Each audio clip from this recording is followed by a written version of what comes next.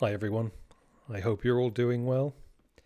I call this one the argument from heterotrophy, or how predation devours the omni-God. Why would a perfect God design a world that includes predation, is the main question for today. So if this alleged being is all-powerful and all-loving, why did he design a world where some creatures need to kill others to survive, while others live in fear of being eaten? Why didn't an all-powerful God just make all life self-sustaining instead of forcing living beings into a never-ending cycle of predation horror? We'll first need to break this down. So all living things need carbon and energy. That's why I have this handy chart here, not created by me, created by a wonderful channel called Amoeba Sisters, which I'll link down below. So scientists classify organisms into four main categories based on how they obtain carbon and energy, these two resources. The first group I'll talk about is the photoautotrophs. So they get their carbon from carbon dioxide from an inorganic source, and they get their energy from sunlight. Examples of this group are plants, algae, cyanobacteria. And then the second group in the autotrophs is the chemoautotrophs. Just like the photoautotrophs, they get their carbon from carbon dioxide, but in their case they get their energy from chemicals such as sulfur or iron. And then we have on the other side the heterotrophs. They will get their carbon from organic sources. So the first one is the photoheterotrophs. So their carbon is from an organic source, and in their case, their energy comes from sunlight. So an example of this group would be heliobacteria. And then the final group, the fourth group, is the chemoheterotrophs. They get their energy and their carbon from organic sources, meaning they must consume other living things. This includes humans, lions, fungi, lots of bacteria. Now, here's the key thing. Autotrophs don't need to consume other organisms. They sustain themselves from non-living resources. Heterotrophs, they must consume organic matter, meaning other living things must die for them to survive. Now, here's the big question. If an all-powerful God could create life, why not make everything autotrophic? Why design a system where most creatures must consume others to exist? Imagine you're an all-powerful, all-loving being. You're about to design life on Earth. You could make every creature self-sustaining, or you could make a system where survival requires pain, fear, and brutal competition, where creatures must rip each other apart just to stay alive. Which choice would an all-loving God make? If he's all-powerful, he didn't have to make heterotrophs. There's nothing constraining him. If God is all-loving, why choose a system where suffering is built into living?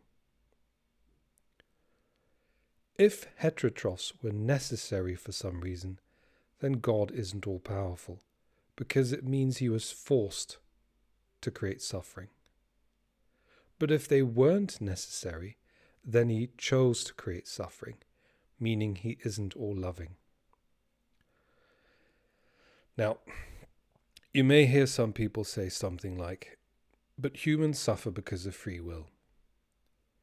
But non-human animals don't have moral free will in this model. A wolf doesn't choose to eat a deer. A lion isn't sinning when it tears a gazelle apart. This has nothing to do with moral choices.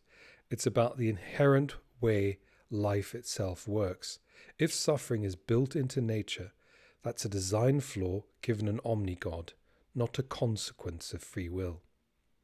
If God could have made all animals autotrophs, but didn't, then he chose suffering for billions of creatures every day for hundreds of millions of years. Now, some others might argue, but nature is beautiful. Look at the balance of the ecosystems. Sure, nature is sometimes beautiful, but it's also brutal. Beauty and suffering aren't mutually exclusive. A horror movie can have stunning cinematography, but that doesn't mean it's not horrifying. If God wanted beauty, he could have had beauty without suffering. He's omnipotent. But instead, he created a system where living things must fight for survival. That's not the work of an omnibenevolent being. So, if we put all of this together, we get an all-loving, all-powerful God wouldn't create unnecessary suffering, and given omnipotence, all suffering is unnecessary. Heterotrophs are not necessary. God could have made only autotrophs. But instead, most of nature runs on suffering, pain, and predation. This means either God isn't all-powerful or isn't loving. Either way, the omni-God doesn't exist. Now, okay, I can almost hear the Christian young earth creationists screaming at me that everything changed with the fall. You didn't address the fall. Fair enough. Let's talk about that inane argument. So, as you know, a loud minority of literalist Christians, mostly in the US, claim that death entered the world only after Adam and Eve sinned. Before that, everything lived peacefully. No suffering, no killing, no predation. But there's a massive contradiction hiding in plain sight. If death didn't exist before the fall, what were herbivores eating? Plants are alive. The moment an animal takes a bite out of a leaf, that's biological death, aka heterotrophy. So was plant biological death not real biological death? If eating a cow after the fall is considered death, why isn't eating a plant before the fall? And where's the line?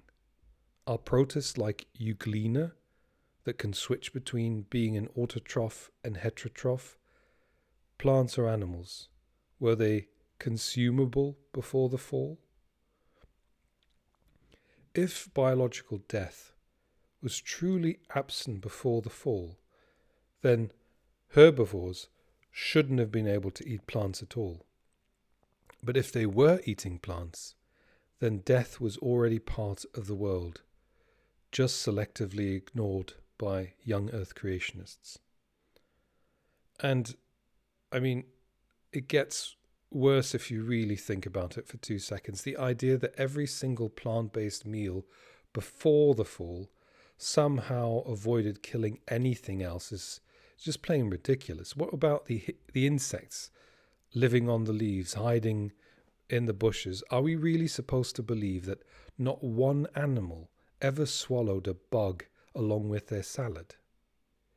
If death didn't exist before sin, then God must have been individually micromanaging every bite, making sure no insect ever got accidentally eaten.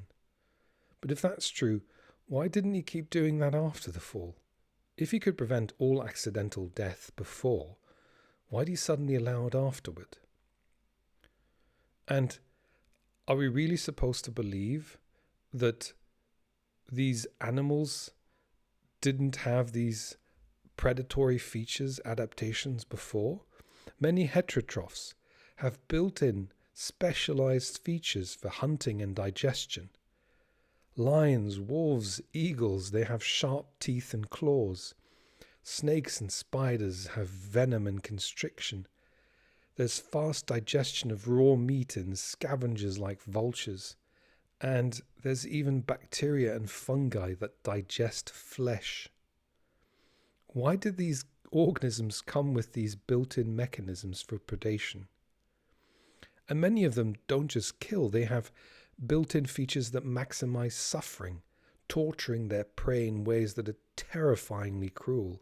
Parasitic wasps lay eggs inside living hosts which are eaten alive from the inside. Cats will play with their prey before killing it.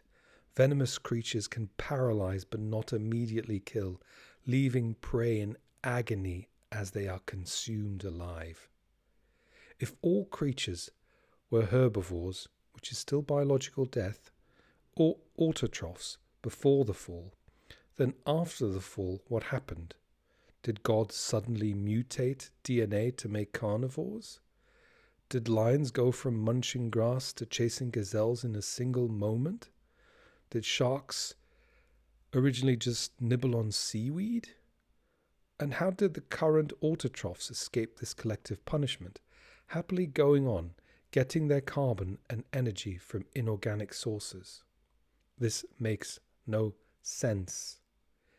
Even if this somehow just all mutated after the fall, that trigger and the subsequent change due to that trigger is built into the system by its designer. The designer had to make it so that the change would have been caused by the trigger and would have had to set up the change. Did God intentionally design creatures to become this way after the fall? If so, that contradicts his omnibenevolence again. The most reasonable conclusion: the world was never death-free. Predation was always a part of nature. Given an omni-God, that was not necessary. Therefore, the omni-God fails. I hope you enjoyed this. If you like this kind of content, please give me a like. If you have anything to add to the discussion, if you disagree with me, if you agree with me, leave a comment and I'll look forward to reading it. See you next time. Bye.